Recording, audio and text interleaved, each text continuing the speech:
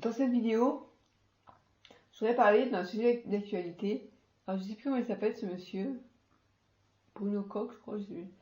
Une personne qui est atteinte d'une maladie orpheline, qui le rend vraiment très dépendant et qui provoque des douleurs assez importantes et qui a décidé de se laisser mourir. Parce que, eh bien, on le sait, en France, l'euthanasie n'est pas autorisée. Et il paraît que, enfin moi j'ai pas été vraiment voir, j'ai juste lu un article où il disait qu'il allait se laisser mourir de faim et de soif, et qu'en une semaine il allait partir, et qu'il allait filmer finalement sa mort en direct par Facebook. Et c'est vrai que ça relance donc la question de la fin de vie et de l'euthanasie. Alors lui, il n'est pas, comment dire, il n'a pas une maladie mortelle. En fait, parce que je me souviens avoir discuté avec Anne Berthe, je crois, qui elle était atteinte de la SLA et qui demandait le droit à mourir. Il est parti en Suisse, je crois. On sait qu'en Belgique et en Suisse c'est autorisé pour être euthanasie. Enfin bon, lui, un suicide assisté, je crois. Et c'est une question qui me tient à cœur parce que ma mère, qui est morte de la SLA aussi, dans ma Charcot, m'en avait parlé, qu'elle voulait partir pour être euthanasiée parce qu'elle ne voulait pas, elle voulait, ce qu'elle disait, vivre et mourir de la dignité. Sauf que sa maladie, elle est tellement rapide qu'elle n'a pas eu le temps, quoi que ce soit. Et je comprends très bien la demande de ce monsieur et d'Anne qui ne veulent pas. Pour ce monsieur, c'est parce qu'il a une souffrance réelle, physique, quoi. Il disait que malgré les traitements qu'on lui donne, il a quand même des fortes douleurs, jusqu'à 8/10, ce qui est énorme. Et il disait finalement à quoi ça sert de m'obliger à continuer à vivre, alors que j'en ai marre, quoi. Et dans le cas d'Anne-Berthe, c'est un peu différent parce que là, la maladie, on sait qu'elle est mortelle, qu'il n'y a aucun espoir. Maintenant, toutes les personnes qui ont la SLA ne veulent pas forcément qu'on abrège leur souffrance, leur vie, quoi. Il y en a qui vont tenir jusqu'au bout.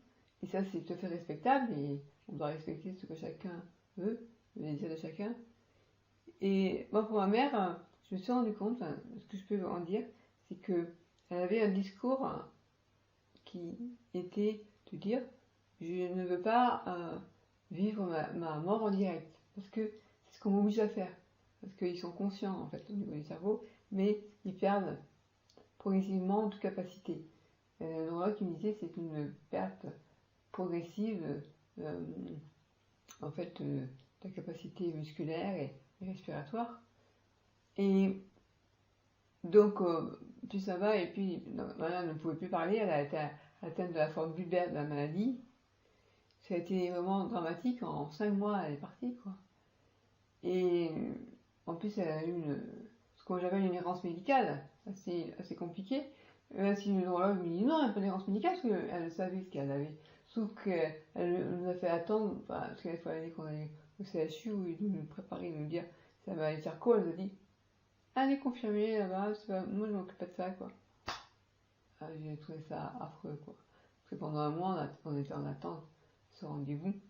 J'avais accompagné donc au CHU quand on a su qu'elle était atteinte de cette maladie qui était mortelle.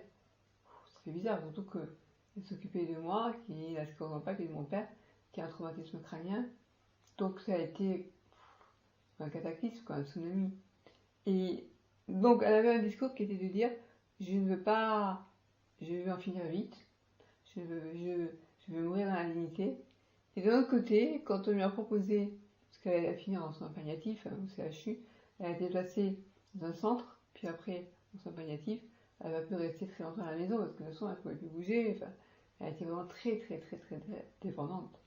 Elle ne pouvait plus parler, enfin c'était super compliqué, je ne vais pas ces détails. Et quand on lui a proposé de pouvoir gérer elle-même sa morphine, ce qui était indirectement lui dire si vous voulez en finir, vous mettez une dose un peu plus forte et puis peut-être que votre corps va lâcher, quoi. Elle n'a pas voulu. Ma mère, la morphine, elle ne voulait pas. Et pourtant, c'était un antidouleur efficace quand même, je pense. Et donc là, j'ai réalisé que elle disait qu'elle voulait vite mourir, mais au final, elle s'est accrochée à la vie jusqu'à la fin, quoi. Et la fin, ça a été la veille de sa mort, j'étais allée la voir. Alors, elle était vraiment comme un cadavre, quoi. Je veux dire, on voyait, elle avait des traits vraiment. On voyait qu'elle était proche de la fin. Et elle pouvait plus parler, elle pouvait juste encore un peu respirer, quoi, difficilement. Je lui ai pris la main, j'ai hésité. Enfin, bref, j'ai pris la main, j'ai essayé. Je me souviens, il y avait un orthophoniste qui m'avait dit qu'elle lui avait massé le visage, ça lui faisait du bien parce qu'elle avait des fortes douleurs.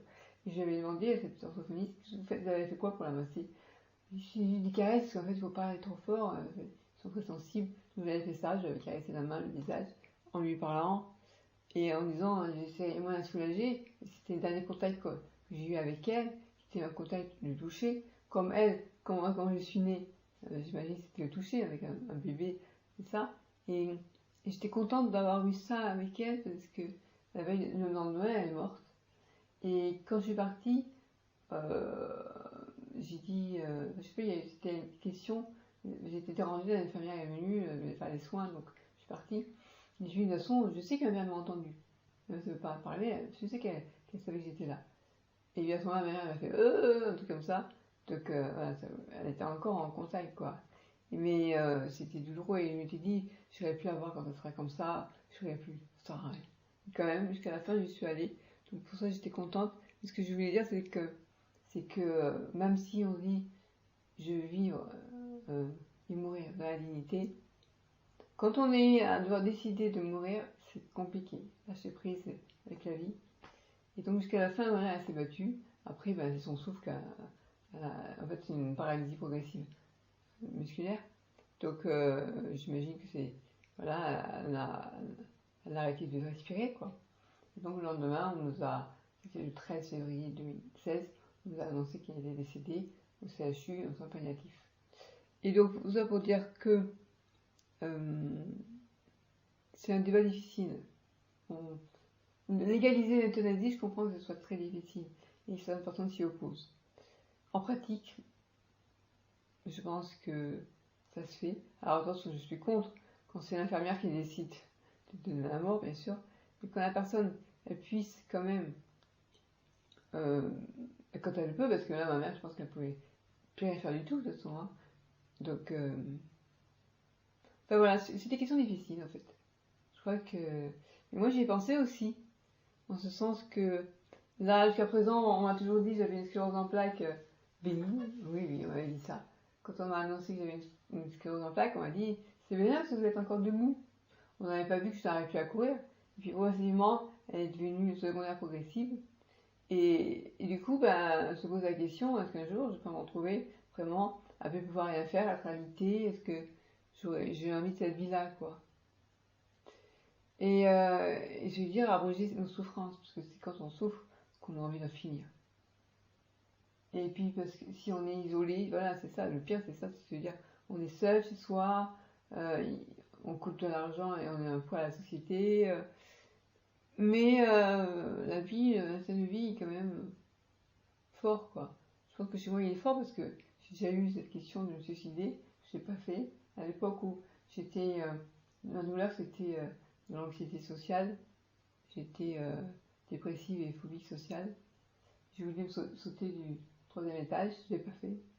Je me suis dit, si je me l'ouvre, ça va faire mal, oui. Mais voilà, et on s'accroche à la vie, quoi.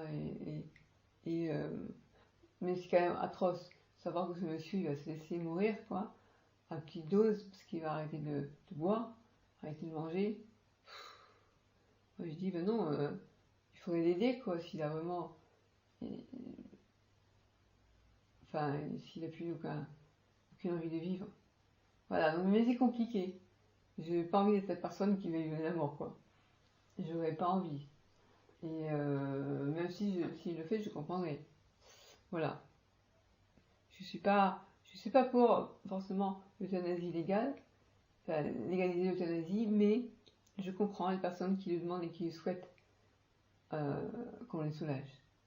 Ma mère, on l'a soulagée en lui donnant des sédatifs profonds à la fin, elle était quasiment pas consciente. Malgré tout, ça fait mal de savoir que sa mère, elle est morte comme ça. D'un autre côté, on serait allé avec elle en Suisse et on aurait dû assister à sa mort aidée par des médecins. Est-ce que c'est vraiment mieux? Ça aurait abrogé, elle aurait été partie plus vite, mais elle aurait quand même souffert psychologiquement, c'est difficile. De dire, ah, bah, je veux en finir, parce que de toute façon, je sais que je vais partir, donc autant abroger mes souffrances.